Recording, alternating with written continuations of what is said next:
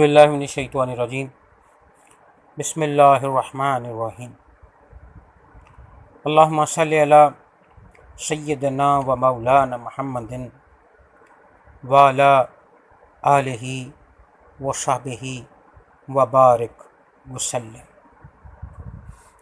ایک دفعہ سرکار حضور غوث اعظم دستگیر سیدنا شیخ عبدالقادر جیلانی محبوب سبحانی قطب ربانی اہل بغداد کی نظروں سے غائب ہو گئے۔ لوگوں نے آپ کو تلاش کرنا شروع کر دیا تو معلوم یہ ہوا کہ آپ دریائے دجلہ کی جانب تشریف لے گئے ہیں۔ وہاں پہنچ کر لوگوں نے دیکھا کہ آپ پانی پر چل رہے ہیں اور دریائے دجلہ کی ساری مچھلیاں نکل نکل کر آپ کو سلام کرتی ہیں اور آپ کے مبارک قدموں کا بوسہ لے رہی ہیں۔ پھر دیکھتے ہی دیکھتے ایک بہترین قسم کا حسین مسلح فضا میں معلق ہو گیا اور بچھ گیا۔ اس کے اوپر 2 سطریں لکھی ہوئی تھیں۔ اتنے میں بہت سے لوگ اس مسلح کے قریب جمع ہو گئے۔ ظہر کا وقت تھا، تکبیر کہی گئی، آپ نے امامت فرمائی۔ جب تکبیر کہتے تو حاملان عرش آپ کے ساتھ تکبیر کہتے، اور جب آپ تسبیح پڑھتے تو 7 آسمان کے فرشتے آپ کے ساتھ تسبیح پڑھتے تھے، اور سمیع اللہ لمن حمدہ کہتے تو آپ کے لبوں سے نکل کر سبز رنگ کا نور آسمان کی طرف جاتا۔ جب نماز سے فارغ ہوئے تو یہ دعا فرمائی کہ اے میرے رب قدیر، تیری بارگاہ میں تیرے محبوب صلی اللہ علیہ وآلہ وسلم کے وسیلے سے دعا کرتا ہوں کہ میرے مریدوں کی روحوں کو جو میری طرف سے منسوب ہوں بغیر توبہ کے قبض نہ فرمانا۔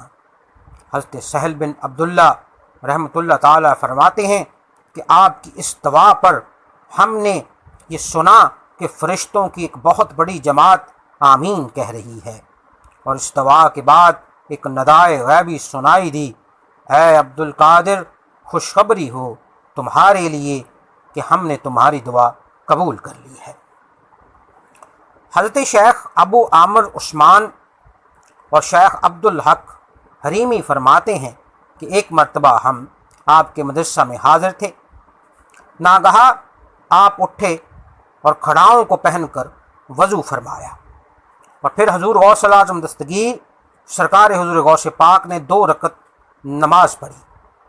جب نماز سے فارغ ہوئے تو ایک چیخ ماری اور ایک پیر کی کھڑاؤں کو ہوا میں پھینک دیا جو ہماری نگاہوں سے غائب ہو گئی۔ پھر دوسرے پیر کی کھڑاؤں کو بھی ہوا میں پھینک دیا۔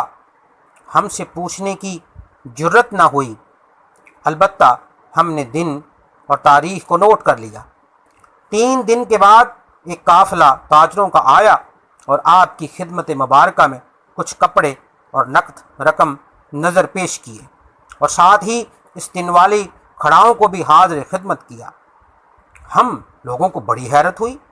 ہم نے اس قافلے سے اس کے حالات معلوم کیے تو انہوں نے بتایا کہ ہمارا قافلہ جنگل سے گزر رہا تھا، ڈاکوؤں نے ہمیں گھیر کر لوٹ لیا۔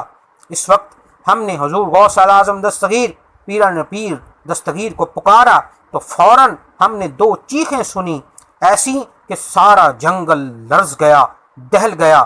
ہم سمجھے کہ شاید کوئی ہماری مدد کو آ گیا، لیکن بظاہر کوئی نظر نہ آیا۔ قافلے کا ہر فرد سرکار حضور غوث اعظم دستگیر کی مدد کا منتظر تھا۔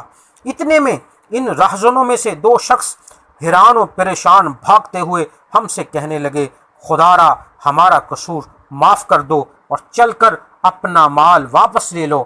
جب ہم لوگ اس جگہ پر پہنچے تو کیا دیکھا کہ وہ دونوں سردار جو ڈاکو ہیں وہ مرے پڑے ہیں، اور ان کی سینوں پر حضور غوث اعظم پیران پیر کی کھڑائیں ہیں۔ تو ہم نے وہ کھڑائیں وہاں سے اٹھا لیں اور وہاں سے اپنا سارا مال و اسباب بھی واپس لے لیا، اور اس وقت ہم اس مال میں سے حضور کی نظر ہم نے مان دی تھی، اور ہم وہ نظر حضور کی بارگاہ میں پیش کرنے آئے ہیں، اور یہ کھڑائیں بھی حضور غوث اعظم دستگیر کی ہم واپس کرنے کے لیے آئے ہیں۔